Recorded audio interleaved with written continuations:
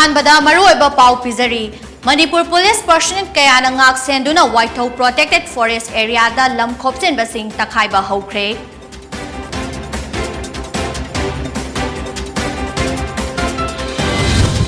amadi manipur home guard personnel singi retirement amadi expire benefit scheme chatna hanaba mifam phamkhre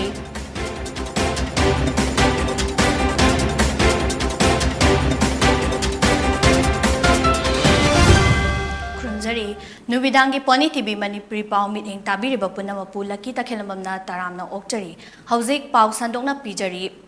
Protected Forest Area Oiba Manipur gi mafam kayada Lairiba and Crosser Singh eviction taunanaba Chief Minister and Birena mifam kayada Fongdokiba wafam Singh thabak oina onthokpo oina ngasi Waithau Protected Forest Area da Sajelamba Yum Singh thugaiba haukre Hairiba Yum Singh asigi Yumbu Singh na pairamba pata amadi allotment order Singh adu DC Thawbal na chatliba tha asigi mapanda isu tawraba matung thangnaba numit tang tarada Divisional Forest Officer Thawbal Forest Division Government of Manipur TS Lokendro Singh na hairiba Yum Singh asi ngarang numidang pung mga fawda masa-masa na sidok janaba amadi sidok taba Singh pau amata pidana sidok lagani haina order thokibani order adugi matung inna ngasi District Police Thawbal gi Personnel Singh Special Commando Unit ki Personnel Singh Infal East Commando Team amadi Kaching Commando Team gi yamlaba Personnel Singh na ningthina ngak senduna ayu pung taret tabadagi JCB taret Portland ama sizinaduna Yum Singh adu sidokpa haukibani eviction adu mari lainana DFOTH Lokendro na JCB mga Portland ani yauna forest staff kun khaidokuna sidok pagi thabak asi chathabani department ki maikaidagi notice sub Taubadi Yum Humfutara Matwini, Masigi Manung Dangasigi Sidok Riba Asi, Yum Humfumapani, Waithau Zaga Asida and Crosser Chamaga, Marifu Henlay, Ahan Bagi Oina Yum Humfumapan Asi, eviction Taubani, Makatana Atesu Taukigani Haina Fondoki, Masida Natana Tonga Mondum Amadi, Gorok na Singba Protected Forest Area da Lairiba and Crosser Singh Dasu, eviction gi tabag asi chathagani hairaduna, ngasigi eviction asida karigumba makalgi irang amata tokpa laitana, imung kaya ama masa-masa na sidok chaduna, cooperation pibirakba amadi police ki maikaidagi chauna mating pangbirakpa bu apianba fongdoragri. Chief Conservator of Forest L. Joy Kumar, Additional CS M. Hais Khan, ASP Thawbal Jogesh Chandra Hawizam, DC Thawbal A. Bubas Yauna Forest Department ki official kayasu mafam aduda laktuna yengsin ki.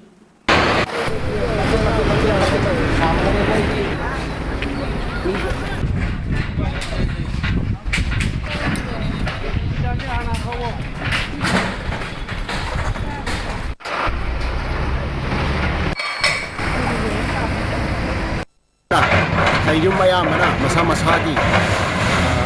yum jeng sidok kana mai di kotai handuk kana koi ko cooperation pi kana kana mayam hona diri ena na se pung taret tagi koi di iske team amra pet forest ke team kunna ko jangan medana ngasi di edition asi kana bang hona di jeisa koi na masana sidok chaba masana yum sidok chaba di kana maduda disturb taugana pandam amjadi masana yum sidok taba koda masana yum ma kangbu di kita mukati akoina JCB taret oke nama yauna akoina staff sing khaidoga JCB na Manipur Home Guard Personnel Singi Retirement Amadi Expire Benefit Scheme Chatna Hanaba Manipur Home Guard Employee Welfare Association Amadi State Bank of India Ani Punna Kusam Naduna Mifam Amangasi Luang Sama Mayay Lekay Community Hall da Pangtokre Mifam Aduda Manipur Home Guard Employee Welfare Association Gi President Yanglem Mangi Vice President MD Tombi Amadi SBI Infal Branch Ki Chief Manager KHS Okendra Yauna Tongan ba Association Gi Maru Oiba Miyoy Singsu Sarugya Thoram aduga mari lainana Manipur Home Guard Employee Welfare Association gi President Yanglem Mangina Lamdam Asida Lairiba Home Guard Personnel Singh na regular employee oibamak nataba na service asidagi retire tauba natraga manung matam chada na laikidaba matamda makhoi gi oiba benefit amata Manipur Sarkana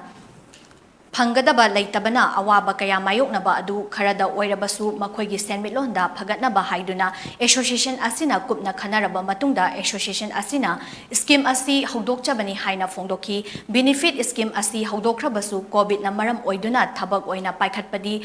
ꯊꯦꯡꯊꯈ꯭ꯔꯦ ꯑꯗꯨꯕꯨ ꯆꯠꯂꯤꯕ ꯊꯥ ꯑꯁꯤꯗꯒꯤ ꯍꯧꯗꯨꯅ retire ꯑꯃꯗꯤ ꯁꯤꯕ ꯅꯥꯕ ꯊꯣꯛꯄꯁꯤꯡꯗ association ꯑꯁꯤꯅ one time retirement ꯅꯠꯇ꯭ꯔꯒ expire benefit scheme ꯑꯁꯤ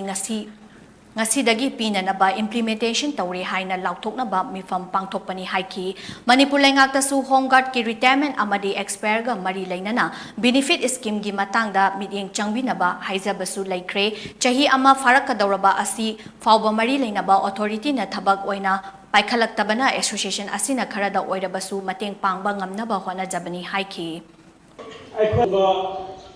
ꯃꯅꯤꯄꯨꯔꯗ ꯁ꯭ꯇꯦꯠ ꯑꯁꯤꯗ ꯂꯩꯔꯤꯕ ꯍꯣꯝ ꯒꯥꯔꯗ ꯑꯦꯝꯄ꯭ꯂꯣꯌꯤꯁꯤꯡ ꯑꯁꯤ ꯍꯣꯝ ꯒꯥꯔꯗ ꯄꯥꯔꯁꯣꯅꯦꯜꯁꯤꯡ ꯑꯁꯤ ꯔꯤꯒꯨꯂꯔ ꯑꯦꯝꯄ꯭ꯂꯣꯌꯤꯃꯛꯇꯤ ꯅꯠꯇꯕꯅꯤꯅ ꯃꯈꯣꯏꯅ ꯔꯤꯇꯥꯌꯔ ꯇꯧꯕ ꯃꯇꯝꯗ ꯑꯣꯔ ꯅꯠꯇ꯭ꯔꯒ ꯃꯣꯏꯅ ꯃꯅꯨꯡ ꯃꯇꯝ ꯆꯥꯗꯅ ꯁꯥꯔꯚꯤꯁ ꯇꯧꯔꯤꯉꯩꯗ ꯑꯦꯛꯁꯄꯥꯌꯔ ꯑꯣꯏꯈꯤꯕ ꯃꯇꯝꯗ ꯃꯈꯣꯏꯒꯤ ꯑꯣꯏꯕ ꯕꯦꯅꯤꯐꯤꯠ ꯑꯃꯠꯇ ꯃꯅꯤꯄꯨꯔ ꯁꯔꯀꯥꯔꯗꯒꯤ ꯐꯪꯅꯤꯡꯉꯥꯏ ꯂꯩꯇꯕ ꯑꯗꯨꯅ ꯃꯔꯝ ꯑꯣꯏꯔꯒ ꯃꯈꯣꯏ ꯑꯁꯤ ꯌꯥꯝ ꯑꯋꯥꯕ ꯃꯥꯌꯣꯛꯅꯕ ꯁꯦꯟ ꯊꯨꯝꯒꯤ ꯑꯋꯥꯕ ꯃꯥꯌꯣꯛꯅꯕ इमुंग मनुंगी अवा अनागी मदद सेन थुम लेतबगी अवा अना मयाम मायोकनबदु खरा फानबा याइफनबा मखोगी सेमिटलोंद खरा फगतनबा हाइदुना Manipur home guard employees welfare association ना यामना कुपना खनरबा मतुंगदा मखोगी दमक्ता पर्सनल मसा मसागी इंडिविजुअल अकोई कलेक्शन तौजबा पुंझनजबा पैसा तुंझनजबा पैसा ना पुंझलगा स्कीम ममा कोइना होदोपा अदुना लाग्लिबा हंदकी 2022 की जून थादगी सिगी मतुंगदा लाकबा अवाबा खुदोंथिबा लाइबक थीदना सिबा नाबा थोबा नत्रगा मदगी रिटायरमेंट तौरपा मीसिंगदी एसोसिएशन ना मतिक चाबा कमिटी एमा सेमगा यामना कुपना खनरबा मतुंगदा मखोइदा वन टाइम रिटायरमेंट बेनिफिट नत्रगा वन टाइम एक्सपायर बेनिफिट अमा पीननबा ngasiदगी इम्प्लीमेंटेशन तौरे हाइदना लाउथोकनबा मणिपुर की पुवारीबु लाना उहलिबा सुशील कुमार शर्मा गाइड तौखिबा अमर युमनाम अमदी डॉक्टर सदानंद साहू मियामदा लांजरे हाइगदबनी हाइना YPPM ना दाबी तौरकली ngasi मणिपुर प्रेस क्लब ता पांगथोकपा पाउमिसिंगा उनबा अमदा youth for peace and progressive Manipur YPPM की कन्वेनर हिजम क्लिंगटन युमनाम ना हाइकिबदा सुशील कुमार कौबा मियोय अमना महाकी PhD thesis social economic roots of insurgency in northeast India हाइबा असिदा लिशिंग अमगा चमापन निफुमापनदा Manipur ना इंडिया दा तिनबा मतमदा सुपनगी मणिपुर की लम असी 400 स्क्वायर माइल खक्ता ओय अमदी चिंगी खुलाकपा सिंग असी निंगथौ सिंगी मखादा लैते हाइना मणिपुर की पुवारीबु लाना संदोकपा असी यामना लाइबक थीबनी ngasi फावबदा लाकलिबा मणिपुर की फजखरबा लिकलम असिदा पुवारीबु लाना उहलिबा PhD thesis असी बु इरिबा सुशील कुमार शर्मा thesis असिबु गाइड तौरिबा लमदम असिगी यलहोमी ओइरिबा प्रोफेसर अमा अमर युमनाम अमदी डॉक्टर सदानंद साहूना मियामदा सोइक्रे हाइना सेंगदोकदबनी हाइना फोंदोकी महांगना मखाताना हाइकिबदा इंडियादा मणिपुर ना तिनकिबदा 9,410 स्क्वायर माइल गी पाक चाउना तिनकी हाइबसी हिस्टोरिकल रिकॉर्ड नि white paper on Indian state लिसिंग अमगा चमापन यांखैना मयेक सेंगना पल्ली मतम अदुदा मणिपुर की पॉपुलेशन असी लाख मंगा सुपना लिसिंग तरानिथोय ओइकी लिसिंग अमगा चनिपान मरिफु तरामाथोय गी आंग्लो मणिपुर वार थोकच्रिङै गी ममांगदा मणिपुर की चिंग अमसुंग तमदा पुलिस आउटपोस्ट कया लेरमी रिकॉर्ड ता लैबा असिगुम कया असिगा चानादबा मवंगदा लनाइगी ओइबा मवंगदा थेसिस असिना अरानबा वाफम सिंग मियामदा उहनबा असिगिदमा पब्लिक एपोलॉजी तौगदबनी अमदी मखोइगी मथक्ता लीगल एक्शन लौखटकदबनी हाइना फोंदोकी ngasiगी प्रेस कॉन्फ्रेंस अदुदा लूप असिगी को कन्वेनर जुरिस खुमनचा पवित्र लोंगजम अमदी लूप असिगी मरु ओइबा मेंबर क्यासु सरुक याखी मणिपुर की मर्जर एग्रीमेंट सिदा कोई यूनियन ऑफ इंडिया दा कोई मर्ज तो प्रिवे इंडिया की मणिपुर की टेरिटोरी से जस्ट 700 स्क्वायर माइल्स इन हाई तो सेकंड पॉइंट दा कोई ट्राइबलशिप्स ऑफ द कोई हिल एरिया ऑफ मणिपुर से सी से कोई मणिपुर की महाराजा की खादा लेते मोसे इंडिपेंडेंट होना मोरी सोवरेन होना लेन हाई ने सिगी पॉइंट से कई दोगे हाई मतम दा कोई थेसिस अमदा बीएस तो बोले मसिगी ऑफिशियल सोर्स लेते मधु सिंदोक जमीन कोई सिगी से थोकजाबने masi se karma thesis ta base to hai matam ta socio economic roots of insurgency in northeast India masi ki thesis se kana na India matam Sushil Kumar Sharma haiba akoi retired brigadier mana ki ne aduga masi ki guide che professor Amar Yumna amasung Dr. Sadananda Sahu merge to area se 8,620 square miles Manipur government na asigumba akoi ki public order si kahen de information sandal ba mi mayam amasung lai asibu phong iba water amasung guide sing asing mathakal legal action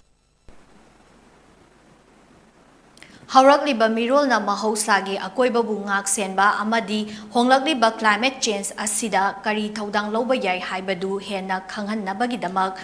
Mahausada yumfam oiba essay competition asi pangthokpani haina MSU na phongdorakli ngasi MSU Imphal West ki General Secretary Khwairakpam Ranbir na haikibada MSU na sinduna pangthokliba essay competition asi class 8 tagi 10 fawba Manipur College da sinbani Imphal West ki tongan ba school kunthra muktagi mahairoi chatruk henbana saruk yari Manipur gi hauzik honglakliba mahausagi akoibagi fibam asida ngasi gi mahairoi singna kari thodang loba yabagi haibasi khangnabagi damak environment ka mari loi lainaba topic asida pangthokpani haina phongdoki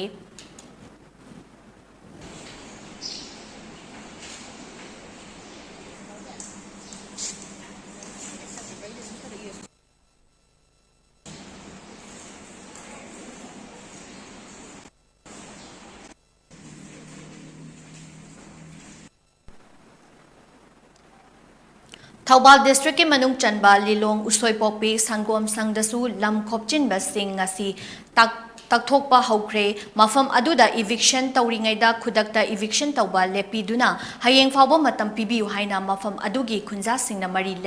lainaba singda haijaraba matungda yanaba purakre loina na mafam aduda MMWO amadi MCM gi thongmi sing changsinduna khwesaunaraba praja singi pukning phatharamle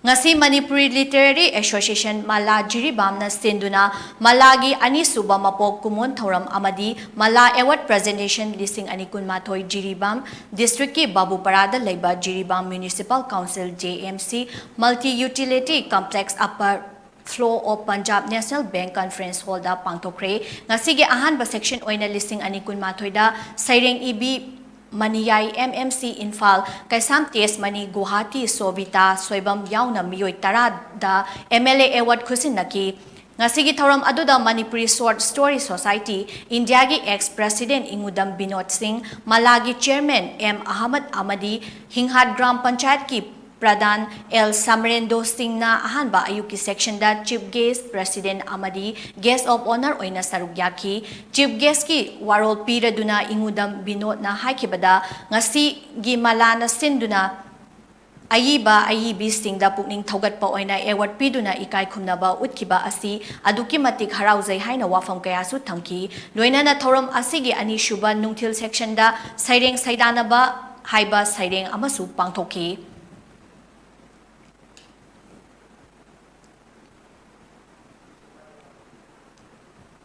Imphal East Zilla Parishad member Siram Niken na Thongzu AC gi manung chanba Uchekon Chongabida Community Hall amangasi Sangaduna miyamda khusinakre Community Hall asi ahum suba State Finance Commission Award lising ani kunmathoi amadi lising ani kunithoi gi senthang makhada saba hokibani thoram aduda wangangladuna Siram Niken na Community Hall asi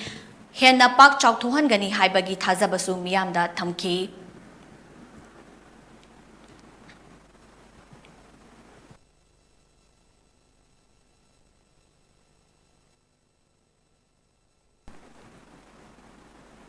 Jiribam District Lairiba Islamabad Khul Asi lising amaga chamapan nipan gi Mars ki tara humdoida maming thon kiba khul amani haina ngasi Islamabad ta leiba Rainbow Club ta pangthokiba paumi singa unaba amada Rainbow Club ki Secretary Fakar Uddin na phongdokre Paumi singa unaba aduda Rainbow Club ki Thomi Singh laikai gi Maira Paibi Singh amadi Khunja Singh na sarugyaki makata na Fakar na numit nini humni gi mamangda Manipur gi Chief Minister N. Biren Thoram Amada Manipur gi lamsingi maming asi sarkar gi ayaba yaudana onthokpa yaroi haibasi yamna aphaba khongthangni hairiba lam maming sing asi leibaki puwarida lehaugadawribani adubu numit aduda CM na haikibada Jiribam district ki manung channa leiriba Islamabad khul asi nauna maming thonkibagi mawongda haiki hairiba khul asi English sing amaga chamapan nipan gi Mars ki tang 16 da matamdugi Ras Dabar gi president oikiba Ras Dumba Singh amadi political leader kharaga loinana Jiribam da laklaga ahanba Maujadar Maitai Pangal Abdul Jabbar bu Khanduna Jiribam da leiriba khul singi maming thonbada Islamabad yauna tolaga leibagi ayaba pikibani haibagi record phangjai adubu numitugi CMN Biren Singh gi warolda Islamabad ta leiriba khunja singda nungaitaba amadi fawhalle masigi matangda kupna khana nainabagi tanja amatang pibinaba CMN Biren da appeal tawrakli paugi marak thana atemba break ama longminasi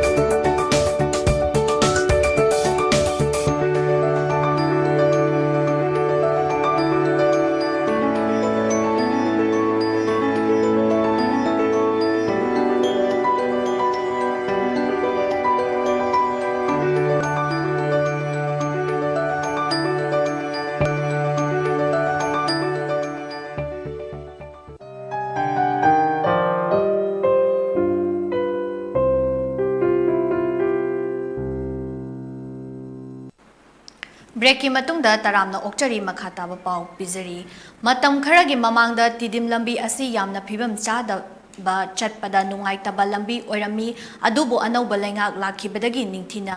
Mechin season naduna black topping tawduna matam sangna nungaina chatnarure tidim lambi asi handak mamang tha khara da nong leptana chubadagi amadi achauba gari kaya mikup kangdana chenthok chengsin tawbadagi lambi asi kaishilakpana gari kaya accident thokpa yabagi phibamda leirakle adubu nong khitang hangbada lambi asibu semliba ISBS construction gi miyoi sing laktuna portal sing kaya ningthina mensinduna lambi asi semjin sajinkre thawong asida lambi gi nak yeta Tariba khunja singna thagatpa phongdorakli amasung lemhoriba kaiduna leiriba lambi kharasiga nong chujingaida athuba matamda semjinbirakladi punamaki yaifaba oigani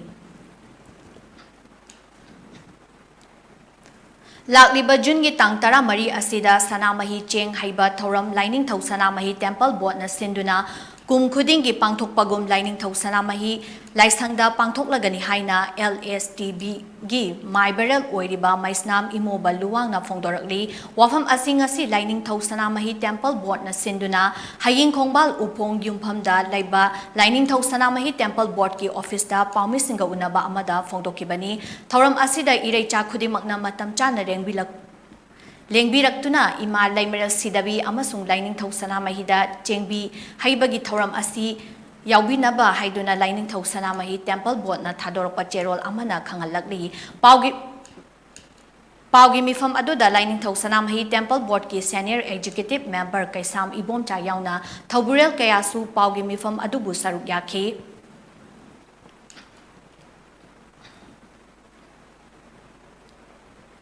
Kanglaipak Student Association KSA amasung Rusa Manipurga punna sinduna hayengdagi hoduna numit ninigi oiba National Education Policy lising ani kun chatnahanbagi matangda seminar JN Dance Manipur Academy gi Main Auditorium Hall da pangthokadauri thoram asida Manipur University gi Vice Chancellor Professor and Lokendra Singh Manipur University of Culture of Vice Chancellor Professor Paunam Gunindro Directorate of University and Higher Education Government of Manipur gi Director Dr. Ragita Bali Waikhom amasung KSA gi President Sukham Bidanandana President Member oina saruk yagani hairi. Lamnai Student Idol Club na sinduna apunba team kunnipa na saruk yaduna chatharakliba mga suba Lamlai Cup Kendra Village Wise 9 A-Side Football Tournament lising ani kunitoy gi final match ta ngasi AYDC achan bigay na PUBG United ang tabu ani sinoda maitiba piduna tournament asigi title laukre Lamlai Playground da sanakiba tournament adugi final match ta PWD Youth Affairs and Sport Minister K Govinda Singh na chief guest Lamlai SCG MLA KH Ibom Chana President amadi BJP Manipur Pradesh ki Vice President and Nimbus Singh amasung BJP Lamlai Mandal gi President Ilam Amit Kumar na guest of honor oina sarugyaki thoram asida wangangla duna Youth Affairs and Sport Minister Govindas Konthojam na lamdam asigi naha Singh na sanabagi lamdam mai onsinduna lengak na drug ki mayokta changsiliba Lanteng asi hena mai pak na ba aikoi punna hotna ba tangai fade haina fongdoki Lamlai mai kaida Hello India gi Makada Stadium Yauba football sanabung ama sungshoy dana semdagani laibak asigi Prime Minister amadi State asigi Chief Minister na Mangjin Thaba State ama oihanaba pandamda changsilakliba khongthang aikoi punna saugat minasi State asigi laingak na mayai kaba chinjak marufang na muthatnaba pandamda changsiliba khongthangda aikoi punna saugatsi haina mahak na makha takhi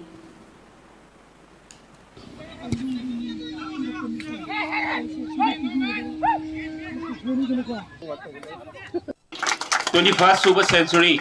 aduga basan da yamna sattaba thabak oina utpada prajana singthana badugumba century ama oi haiduna hak thamjani madug mathakta akoi chatliba senba sahi asida ai yamba honorable MLA Sri Bom Chaka tanajare haraga kari award apa akoina department of tawbangamba akoi soidana ground sing sembada mateng pangjagani amasung koigi Lamlai Students Idol Club ki award apa kaya yengsin bada ay yamba katana zaraga soidna tawjage shorna sambiraga di kumsi mangti ay haijabangam jade Hello India ki makhada ma yamna matik chaba stadium yawba adugumba ground nama soidana semjagani haidunai mayamda thamjani Lamlai SCG MLA KH Ibom Chana thoram aduda saruk yaduna sanaroi singna sanabungda sanar chatnariba thaksi khasi asi sanabungi mapandasu tangai phadana mathau tai phattaba thabak tawrakpadana matam changdana namthaba amadi aphaba thabak tawrakpadana pukning thogatpiba khaktada chawkhat khongthang gi lamjelda yangna chenba ngamgani haina phongdoki koi player sing naha ngaktani koi gi tungi yumbre loigedoriba koi ngasi gi naha sing do hayingi leader sing ngaktani aduna koina sports ta tammiba discipline thaksi khasi koina ngakna chatlaga koi sanaribase mase koi ground da khaktana tana on the ground of the ground gi manung da su mapan da su sigumba thaksi khasi si ngakpa yamna mathok tai aduna koi gi samaj da thaksi khasi kaitharakpa aduna marmoidana koi samaj da koi akaiba saifu kaya piri bise masi kanana bo honabada koi player singna achauba daita lobum thoi aibase ai thamjaningi Haubam Pawan Kumar gi anisuba future film Nine Hills One Valley 2020 Canada gi konung Ottawa da June gi tang 13 dagi 19 fawba pangthokadaba Ottawa Indian Film Festival Award listing ani kunithoi da sarugyagadauri Ottawa Film gi manga suba edition da Nine Hills One Valley asi atopa film 13 ga competition section da sarugyagani hairi Film Society of Manipur na thadorpa cherol amana ing listing ani kunmathoi gi November 18 tagi December 3 fawba Indonesia gi yoga kartada pangthokiba Yoga NETPAC Ancient Fit Festival lising ani kun mathoigi tara taruk suba edition da 9 Hill 1 Valley asi world Premier da saruk yaruraba matungda International Film Festival da leptana saruk yari hariba film asi chatliba chahi asigi February thada pangthokiba kunithoi suba Geo Mami Mumbai Film Festival gi Indian Gold section da utki hari Loishilakpada maruoba pau amohana pizari Manipur Police Personnel kayana ngak senduna Waithau Protected Forest Area da lam khopsin basing takhaiba hokre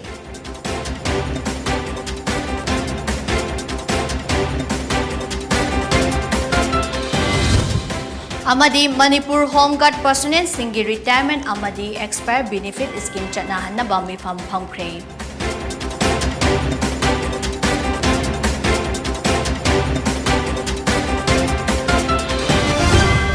Matang sida poni TV Manipuri Pau meeting tabiriba punamagpu amuhan na kurumzari.